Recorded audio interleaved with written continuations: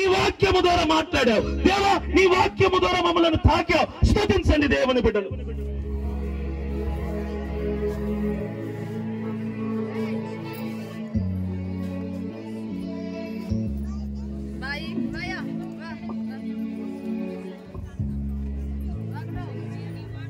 ప్రార్థన చేసుకుందాం. అందరూ రెండు చేతుల పైకెత్తి ప్రార్థన చేసుకుందాం. మన మధ్యలో దేవసేనలు మోరిస్ గారు ఉన్నారు.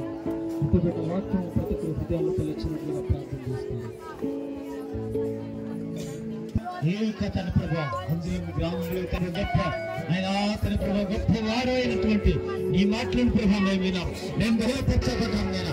మేము ఆ తెలుపు ఎంతగానో తెలుపు బలపరచబడ్డాం నేను.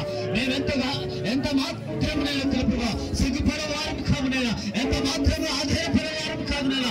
నేను ఎంత మాత్రం తెలుప్రభా ఇవో నా తెలుప్రభా ఇవో నా తెలుప్రభా మేము నా తెలుప్రభా కాదు మేము నా తెలుప్రభా